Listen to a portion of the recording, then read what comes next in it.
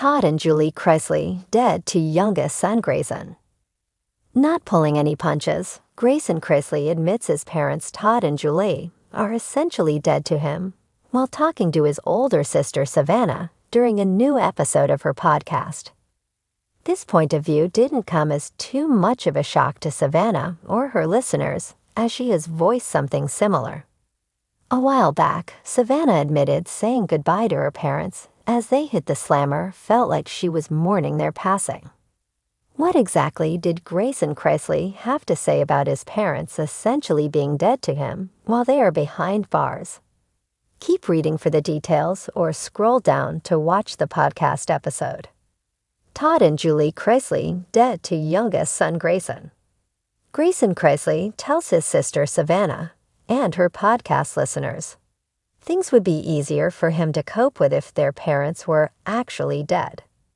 Todd and Julie Chrisley are essentially dead to their son Grayson because that is an easier concept for him to wrap his mind around versus them being alive, but not being close to him. Acknowledging what her younger brother was saying, Savannah clarified that he was basically in a situation where he was stuck in limbo. With death, there is a sense of closure that their current situation does not provide them with. Grayson continued to explain their parents being dead would be easier because he wouldn't have to deal with time being wasted the way it's being wasted right now. Savannah Chrisley tries to shift his perspective. Now, Savannah Chrisley has been called out for being insensitive toward people who have actually lost their parents as hers are still alive. Possibly using that, Savannah asked her brother if he tried thinking about the fact that at least his parents are still alive and available for hugs and love in some capacity. If Todd and Julie Chrisley were dead, he wouldn't be able to get hugs, love, or support from them anymore. Grayson acknowledged his sister had a point, and he understood. He could still get all of those things because his parents were not actually dead. But there was still a time limit slapped on it. Savannah understood how the time limit on spending time with his mother and father could be difficult to process. The Chrisley family had always projected the image of perfection. Their glamorous lifestyle, Southern charm, and witty banter had made them reality TV royalty. But behind the glitz and glamour lay a simmering cauldron of dysfunction, one that had boiled over in ways no one anticipated. For Grayson Chrisley, the youngest of Todd and Julie's children, that facade had shattered irreparably. To him, his parents were no longer larger-than-life figures. They were as good as dead. Grayson had grown up in the shadow of his parents' fame. From the time he could walk, he was thrust into the spotlight, playing the role of the precocious and adorable youngest child. Fans adored him, but few understood the pressure he felt to fit into the narrative Todd and Julie had crafted for their audience.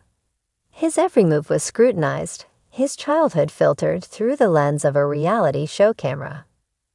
The Chrisleys' legal troubles had been the first real crack in the family's veneer.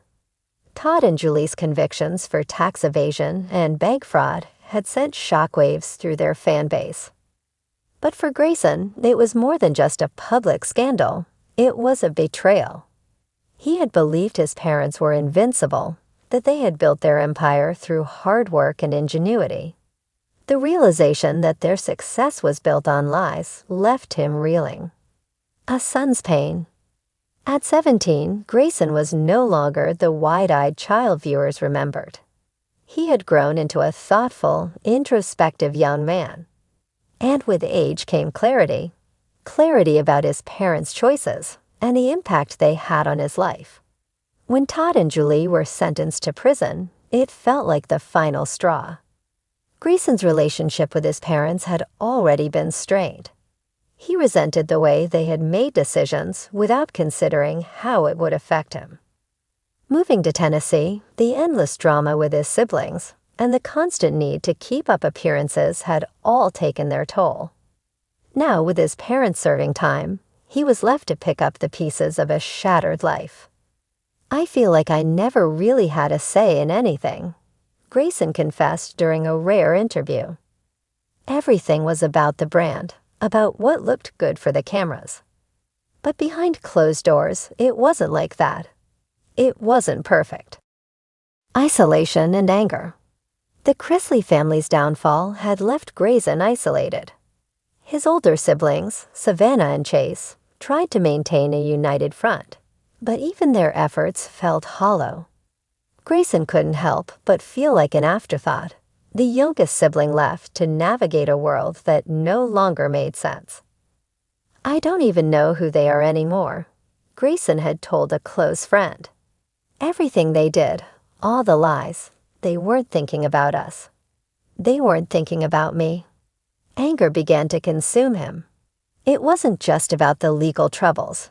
It was about the years of manipulation, the lies he'd been told to uphold, and the realization that his parents had prioritized their own ambitions over their family's well-being. To Grayson, Todd and Julie were no longer his parents in the traditional sense. They were figures from a life he no longer recognized, relics of a past he wanted to leave behind. The breaking point. The final break came when Todd and Julie, from behind bars, tried to exert control over Grayson's life. Letters, phone calls, and messages filtered through intermediaries all carried the same theme: loyalty to the family. But for Grayson, loyalty felt like a one-way street.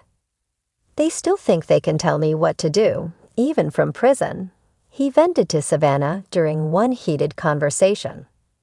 "It's like they don't understand that they've lost that right." Savannah tried to mediate, urging her younger brother to keep the family together. But Grayson wasn't interested. He saw her efforts as enabling, a continuation of the same cycle of denial and control. "I love them," Grayson admitted to Savannah, "but I can't keep pretending that everything they did was okay. They're dead to me, Sav. They made their choices, and now I have to make mine." Moving forward. Grayson's declaration marked a turning point. He began to carve out a life separate from the Chrisley name. He withdrew from the public eye, enrolling in college and focusing on his studies.